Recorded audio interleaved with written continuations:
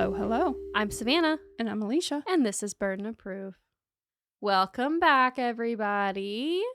Yeah, welcome. Hope you enjoyed the pizza murders last week.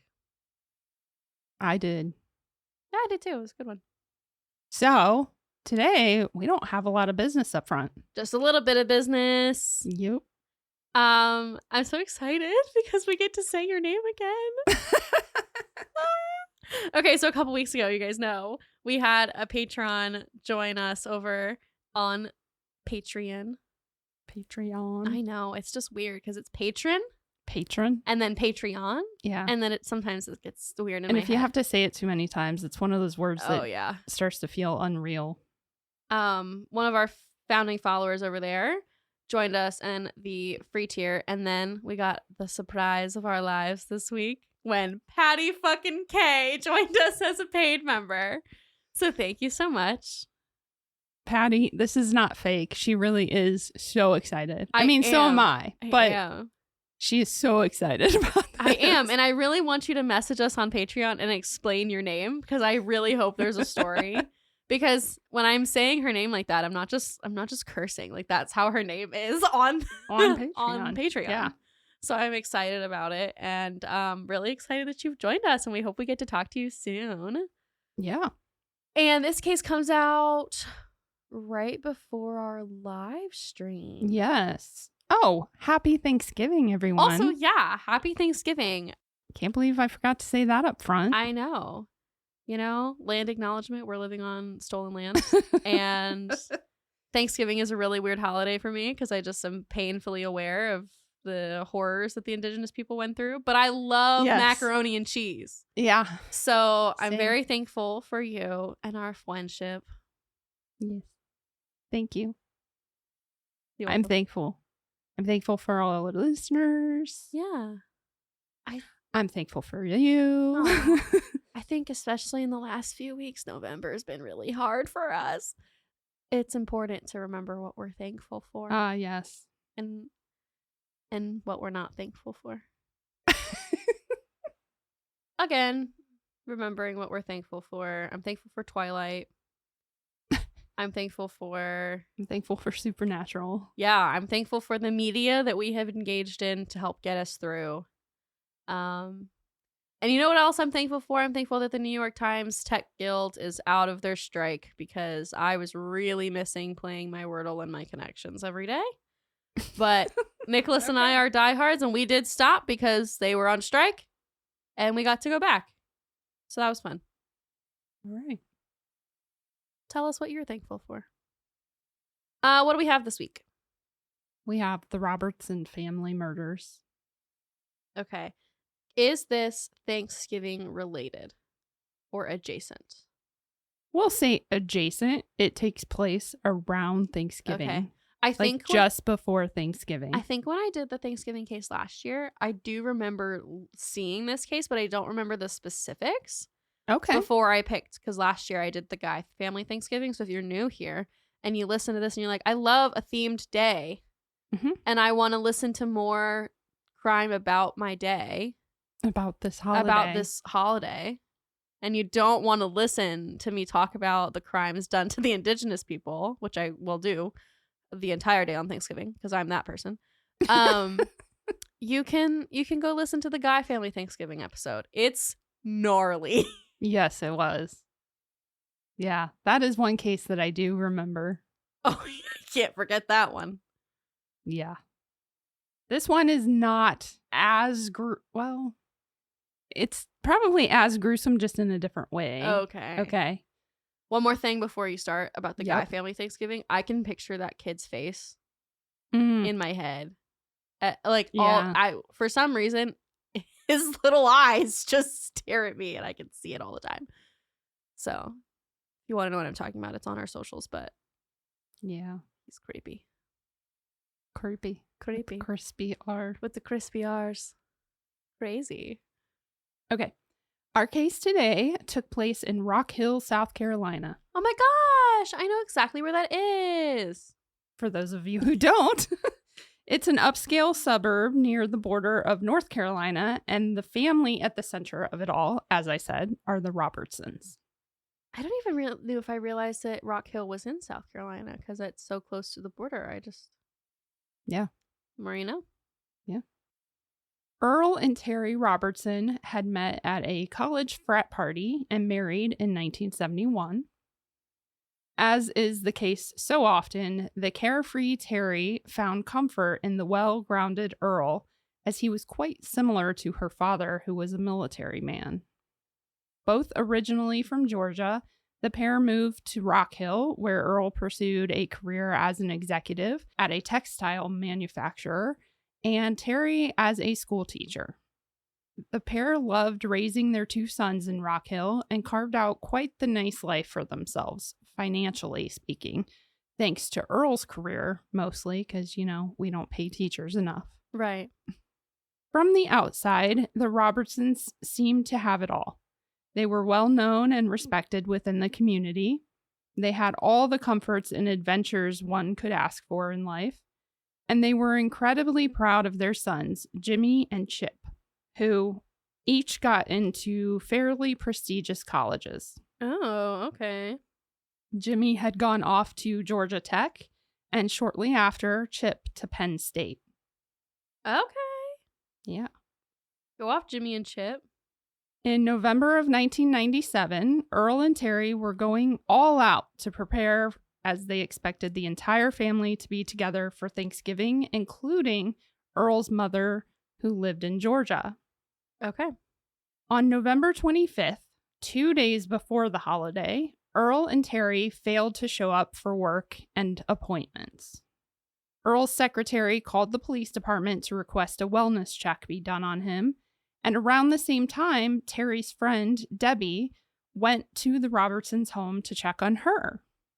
When Debbie knocked on the door and didn't get an answer at the front door, she walked around the back of the house and found that the back door was open. The glass panel in the door had been shattered, but all was quiet, so Debbie entered the home, calling out for Terry. She made her way through the first floor of the home with no luck finding Terry.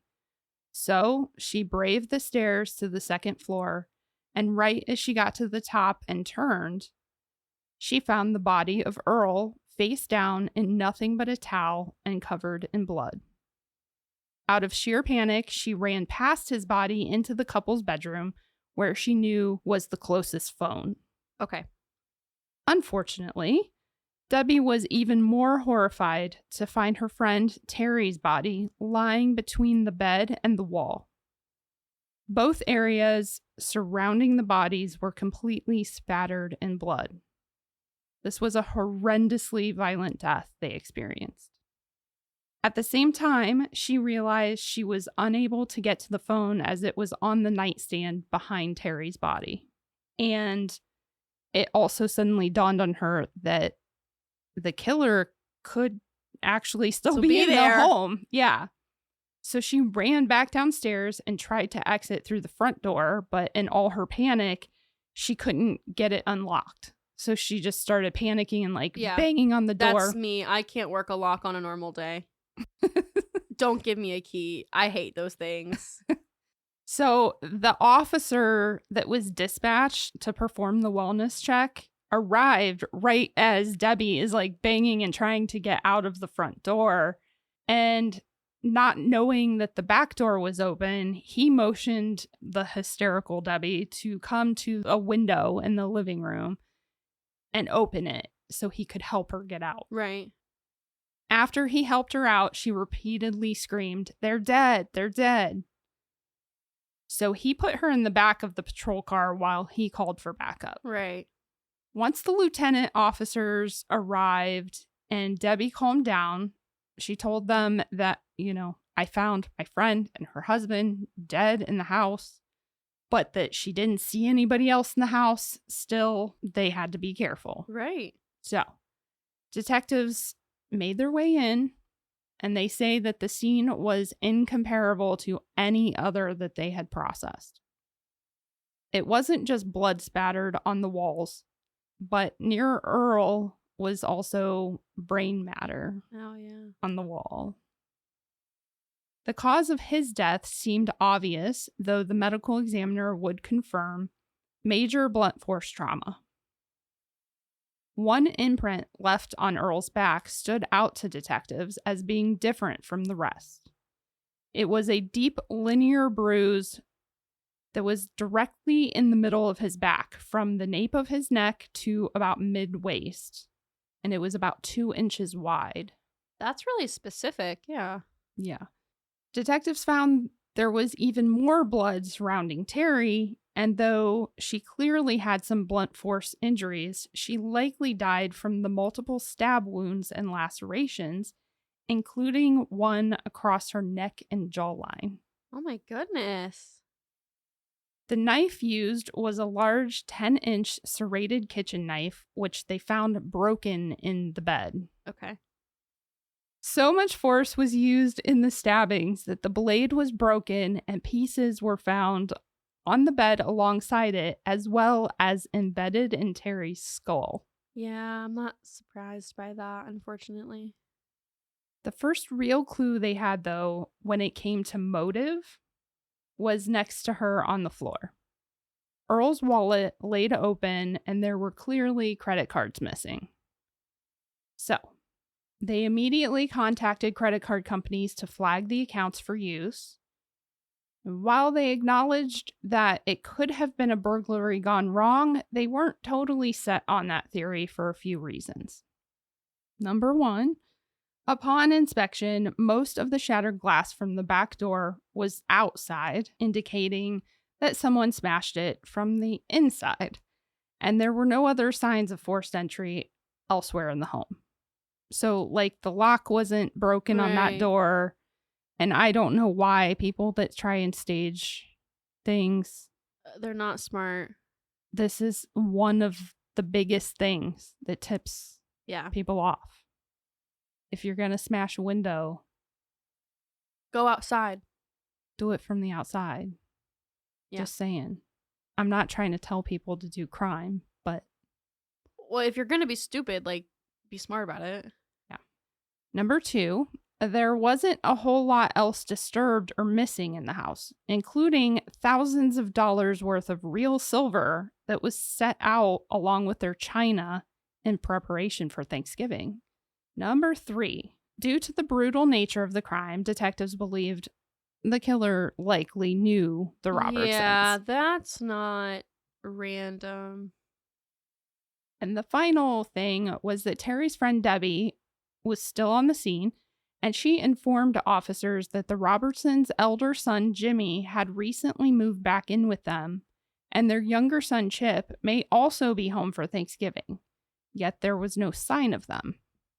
Well, it was a couple days before, and if they're in college, like...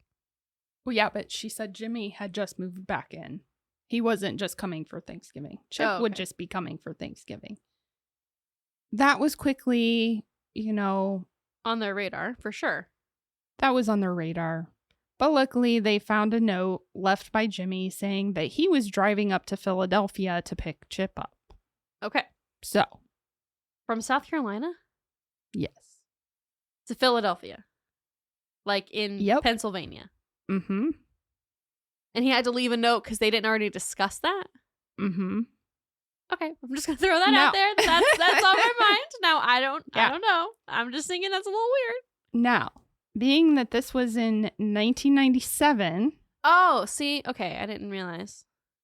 Jimmy was likely still on the road at this point, with no way to be reached. So detectives contacted authorities in Philadelphia and asked for their assistance in locating Chip. Mm-hmm. While they waited to hear back from them, detectives began digging into the lives of the Robertsons. Yes, I'm dying for more information. I need to know. One of them spoke with Earl's mother, who told him that Jimmy was supposed to be on his way to pick her up in Georgia. That makes more sense. Not Chip. She said she was ready and waiting for him as they spoke. Meanwhile, officers canvassed the neighborhood to see if anyone had seen anything. They found a blue Honda Accord parked on the road near the Robertsons' home that neighbors said that they didn't recognize. So, They ran the plate to find out who it belonged to, and it was registered to a man named Douglas Moon. When officers tracked Douglas down, he told them that his daughter Meredith drives that car, but he does not know the Robertsons or why she would be there. He said that she had left home around 3 a.m. that night before, claiming that her best friend Erin had gotten hurt and she was going to take her to the hospital. Douglas had not seen or heard from her since, and so obviously he was very concerned that she's now missing as well. Like, what are you telling me? Right? When detectives brought Meredith's friend Erin in for questioning, she tried to cover it first, but quickly confessed that she was simply covering for Meredith to Meredith's dad because Meredith's boyfriend was Jimmy Robertson, and she went to see him at 3 a.m. But she swore that she didn't know why Meredith had to go see him at 3 a.m. She just knew that Meredith was going and didn't want her father to get upset about it. Okay. Being that the father said, I don't know who the Robertsons are, I don't even know that he knew that she was dating Jimmy. So, let's get into who Meredith is and what her part in all of this is. Meredith Moon was known as a nice, quiet girl. She had moved from Atlanta, where she lived with her mother, to Rock Hill to care for her father after he suffered a heart attack when she was just a teen. Though she was a good student and a nice girl, she struggled to fit in. According to her mother, Patricia Moon, Meredith's struggles were due to her size. Unlike her friends, who were all thin and easily found boyfriends, Meredith was well over 200 pounds at the time when body positivity was definitely not the norm. Right. It's believed this is what led her to fall head over heels for the handsome, popular, and charming Jimmy Robertson. The two were opposites, much like Earl and Terry. Meredith was more reserved and quiet, but Jimmy's charisma coerced her out of her shell, which was a great thing, or so all their friends thought. Unfortunately, Jimmy's influence was not all good. Early on in their investigation, detectives learned that Jimmy had recently moved back home because he dropped out of college and proceeded to get arrested and charged for burglary and theft. Okay.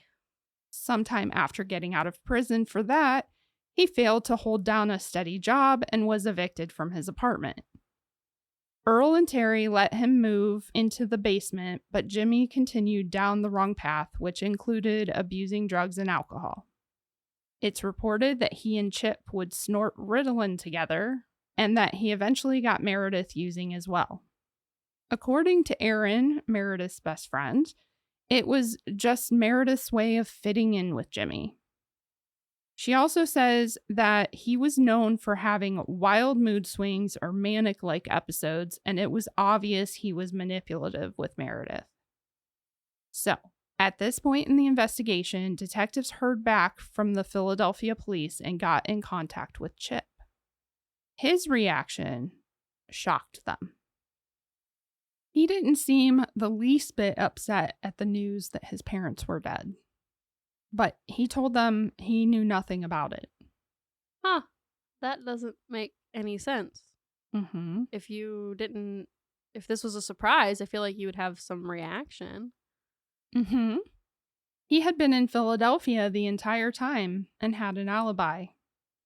Well, right. I mean, I'm not saying he had something to do with it, but I do think he knew. Right. Around the same time, officers learned that the Robertsons' good friend and neighbor, Wayne Langley, had seen Jimmy and a young blonde woman walking out to the car in the driveway at 8 a.m. that morning. He told them that Jimmy had waved and called him over, but Wayne was on his way out and didn't have time to chat. However, Wayne said that nothing appeared out of the ordinary and Jimmy seemed cool, calm, and collected, as they say. Still, they don't know for certain if Earl and Terry died before then or after Jimmy and Meredith left. So they really were still on the hunt for the couple. Yeah. But at that point, not necessarily because they were the prime suspects. Yeah, they just have to find them. Yes. They could be hurt or dead or what. Finally, they got word from the credit card company that the card had been used that morning at a gas station within the same county. When they checked the security footage, no surprise, it was Jimmy and Meredith. So detectives dug into Jimmy's behavior and the tensions within the family more. They learned that Chip had really started keeping his distance from the family and was excelling in his studies at Penn State. But the only thing Jimmy seemed to be excelling at was trouble, which did not sit well with Earl and Terry, as they had always been so proud of their family image. That's a Southern thing. I think it's everywhere, but I feel like particularly. Yeah. Well, I think it's particularly with status, wealth, right, etc., no matter where you live. Apparently, things had escalated just the day before the murders, and police had been called out for a domestic dispute. Okay, yeah. So at this point, they did start to consider Jimmy and Meredith their prime suspects. However, they weren't entirely sure if she was in on it or if she was just a victim herself. Right. They continued to follow the trail of credit card purchases and confirmed that the couple were traveling north on I-95, but they weren't sure if they were heading to Chip's like the note said. Right. They also questioned if they were heading to Chip, what was their intention? Were they planning on harming him as well? Or did he know something about this? Right. Detectives confirmed that a call was made to Chip around 3 a.m. from the Robertsons' home the morning of the murder. When they called Chip back to question him about the call, he confirmed that Jimmy had called him, but said that they just talked briefly about him coming to pick him up for Thanksgiving.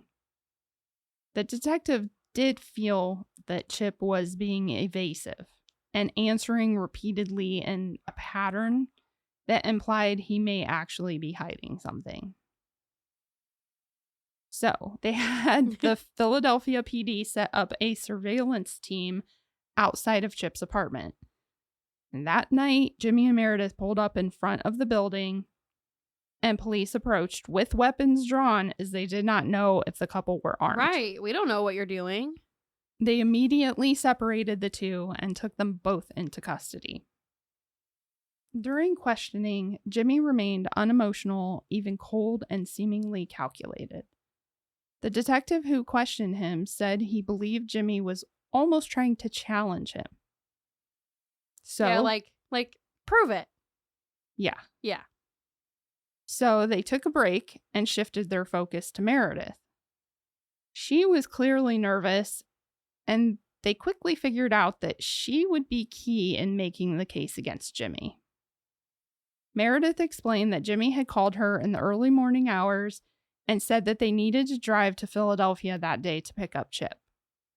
She said she was just accompanying him to do so. That's it. That's all I know. Yeah.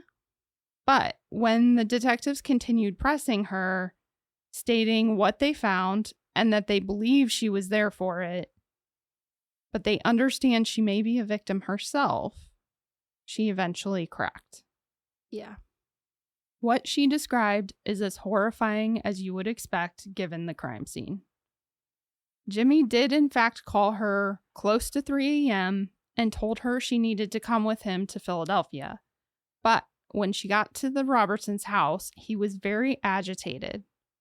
The two of them snorted some Ritalin, and Jimmy was ranting at her about how angry he was at his parents. He explained that they had had an argument earlier that night because Earl announced that he was going to invest a large amount of money into a golf course, and Jimmy didn't think that that was right. He saw it as his father risking his inheritance, so he spoke out against it. Okay, that's insane, actually, but he's not pretending to be sane, so I guess I can't be surprised, but it's not your inheritance until your parents are gone. Right. It's still their money. Correct. I have big opinions on this kind of behavior, but yeah. I think we can all probably agree that it's not necessarily a parent's job to ensure that they leave you a big inheritance. It's their money that they earned in their lifetime. Right. And if they do leave you a big inheritance, that's great. But they're not obligated to do that. Yes. Earl pushed back, telling Jimmy that he had to grow up and realize there's no guarantee that they would take care of him forever. Earl told him that they were done. He would give him enough money to live off of for 3 months, and then he was on his own. Apparently, Earl had threatened to cut Jimmy off before, but Terry would intervene. Right. This time, Terry did not intervene. And Earl was stating a clear boundary, not just a threat. As he should. I mean, like, good. Yep. You can't bail your kids out forever. Yep. That's called enabling. I mean, it's normal for young adults to make mistakes and to need their parents sometimes. That's not what I mean. I just mean repeatedly, especially when he's continuing to make poor decisions. Yeah. This is a bit excessive. Right. Like, if you slip up once or twice, that's one thing. When you drop out of school or get kicked out, and honestly, I don't know, my sources said drop out of school, but I questioned, did he drop out or did he get kicked out for behavior if he's doing drugs and drinking too much and stuff? So who knows about that? And then you come back home and they probably helped him get an apartment, and then he got kicked out of that because he couldn't hold down a job and pay his part. And then they let you live with him, and then you get arrested for burglary. Like, it's that's too much. You're enabling at that point. Yeah. So Jimmy's angry, and he straight up told Meredith, I'm going to do it. I'm going to kill my parents. I just feel like that's not maybe the answer. Maybe the answer is to get your shit together. Mm-hmm. So, needless to say, Meredith said, I didn't know what to do, so I just sat there. Well, I mean, she just got high off of Ritalin. Right. And now he's saying crazy talk. She didn't know what to do. At 5 a.m., they heard Earl's alarm go off, and shortly after, they heard the shower running. Meredith says that Jimmy put a pair of socks on his hands, picked up a knife and a hammer, then headed upstairs. Paralyzed in fear, she continued sitting there. She didn't move. She says she could hear Terry scream and cry out, "Why, Jimmy? Why are you doing this?" Meredith covered her ears and began humming or making like the la la la sounds so that she could drown out the rest of the screaming. Then she noticed everything suddenly went quiet, and then the shower stopped. When Earl stepped out into the hall, Jimmy struck him with the claw end of the hammer. Meredith heard a thud and then pounding as Jimmy repeatedly struck Earl with the hammer. She says that Jimmy then came back downstairs, but soon after they heard some kind of noise. And so Jimmy then grabbed a baseball bat and headed back up. He beat Earl on the back with the bat, leaving that long 2-inch wide cylindrical imprint that detectives were curious about. Meredith says that Jimmy came back downstairs and calmly proceeded with covering it all up. He took off his bloody clothes and put them in a garbage bag along with the hammer and bat, took a shower, got ready to go, and then wrote the note before they left. As they exited the back door, Jimmy smashed the window in an attempt to make it look like a burglary. Meredith also told the detectives that Jimmy had told her that he had called Chip that night and that Chip would be very proud of him for what he'd done. These boys are messed up, dude. I can't even process this. Yeah. That is so unhinged. Way to show you're thankful. Right. Thanks, Mom and Dad, for everything. I don't know. That's horrendous. Mm-hmm. While Meredith's testimony matches what the detectives found at the scene, it wasn't solid evidence. Well, yeah. Especially because she was high. That's not super reliable. So she gave them one last piece of information that would make the case. She said that they had stopped at the first rest area on the New Jersey Turnpike where Jimmy threw that garbage bag with all the evidence into the dumpster. I was going to ask where that was. Detectives rushed to contact New Jersey State Police, who searched for the bag. Unfortunately, due to the holiday, the dumpster had not yet been emptied. They found the bag intact with all of the evidence. Perfect. Not only did they now have all the murder weapons and Jimmy's clothing, there was no denying that Jimmy was the one wearing the clothes because he had left an imprint of his face when wiping away the blood on his shirt. That had to have been a really specific imprint for them to be like, yep, that's you. Yeah, I saw a quick clip of it, and I think just like the measurements, I think is basically, but yeah, it was like he put it on his face and pretty much made the imprint before he wiped.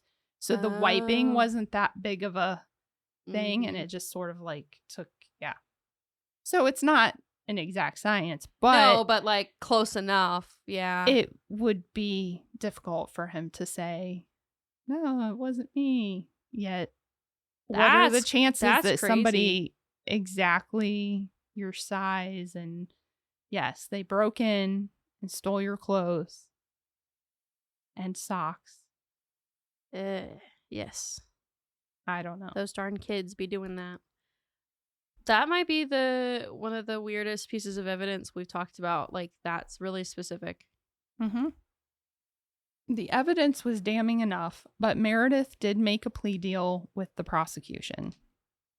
For her testimony against Jimmy, she got to plead guilty to accessory after the fact and was sentenced to 20 years. Wow. That seems like a lot, considering the case that I'm going to do after this is all the case that comes out next week is also, there's also an accessory charge, and it's way less than that. Yeah. If I remember correctly, I think South Carolina might be one of those states that it doesn't, like, the charge for conspiracy to murder is the same as the murder sentence. Like, the sentencing is the same. So it would make sense that then their accessory sentencing would be pretty high. Meredith served just over 10 years of her sentence before being released, and it's said that she was a huge help to the other inmates during her time in prison. After release, she moved out of state and appears to be living a quiet life ever since. Now, during his time in prison, while awaiting trial... Oh, I don't like the look on your face. Jimmy wrote to several people, including family and friends, of his parents. He was very clever about it, though. He would apologize for their suffering the loss of Earl and Terry. He would apologize for them having to go to court, but he never apologized for actually killing his parents. Right. His trial took place in June of 1999 and was pretty straightforward. His mental health was evaluated, and it was determined that he knew right from wrong, so he did not meet the criteria for an insanity defense. The evidence presented was pretty much everything we've covered already, but one of my sources does say that he actually blinded Earl with bathroom cleaner before hitting him. Okay. I don't know. I just thought I'd throw it out there. Okay. Because Earl seemed like he was a pretty big guy, though he's older. So even if he was, like, if he was caught off guard, I don't know. It could have gone either way. It was a capital case due to meeting two of the aggravating circumstances written into South Carolina law. I agree, dog. That's crazy. Yeah. The first was that the murder was committed for the purpose of receiving money or an object of monetary value. And 2, at least 2 people were murdered by, quote, by one act or pursuant to one scheme or course of conduct. Yep. Jimmy was found guilty and sentenced to death. During the reading of the verdict, he broke down sobbing and literally put his fingers in his ears like a little kid. Yeah. I mean, what the hell, dude? It's so sadly clear that this guy did not hear the word no very often in his life. His execution has been postponed several times through the post-conviction relief appeals. But he is still currently sitting on death row and apparently hasn't really stayed out of trouble while serving his time. There are multiple violations on his record, including possession of a cell phone, contraband, and drugs. Now, any questions? Yes. What about Chip? I need to know what his involvement / reaction was when Jimmy called him. I need to know all of it. Well, some of it we can't answer. We can't answer what they actually talked about because he had called Chip before Meredith came over. So she didn't know. She just knew that he said that he talked with Chip and that Chip would be so proud. Was Chip proud is what I need to know. So here's what we know about Chip. Jimmy now says that his comment about Chip being proud of him for killing their parents was simply a ridiculous drug-induced statement. He denies Chip having any part in the murders, and Chip has always denied knowing anything about it as well. However, some of Chip's behavior has left some skeptical. For starters, his lack of emotion, as I said, about the news of their death. But he also did not attend Jimmy's trial, which some see as odd. I can see that going both ways, though. Because he's in a tough spot. I mean, it's his parents, yes, but it's also his brother on trial. So it's like he's going to have a lot of conflicting emotions. Yeah. And I can see somebody, especially if you're not comfortable talking about your emotions or being put in a position where people are looking at you, I can see why he wouldn't want to be there. Mm-hmm. Yeah, which is why some people don't think that's crazy. Some people thought it was a bit odd.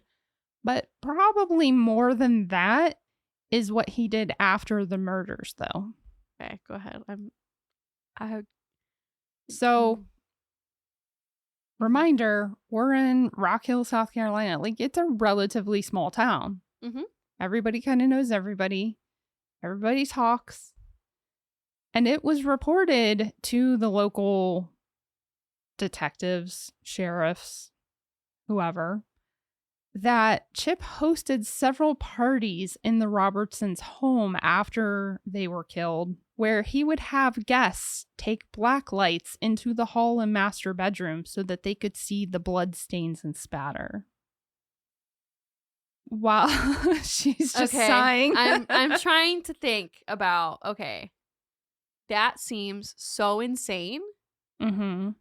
I struggle to believe that it's true. But it's a small town, and so it's like, yeah, I feel like if I feel like that can mean two things. It can mean the rumor mill is crazy, and people say stuff, or it could mean, oh, my cousin was at that party, and I know that it's true, and that's how things started. You know what I'm saying? Yeah, it could be. Yeah, I don't know. Yeah. Either way, if that did happen, I don't know what to say other than genetics are crazy and both of those boys need help. I really want to believe that it's not true. Yeah. Well, even if it's true, while it's sketchy or gross behavior, yeah, it's not illegal. It's not illegal, and it's also not evidence that he was actually involved in the murder. No. So he got to, I assume, finish college and live out his life. I couldn't find, I tried to do some social media stalking and I couldn't find him. So I don't know where Chip is today.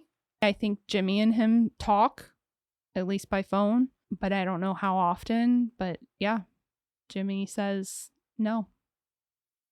He did not do it. He didn't. Well, I mean, you said he had an alibi, so I really don't think he had anything to do with it, but... No, I don't think he had anything to do with it per se.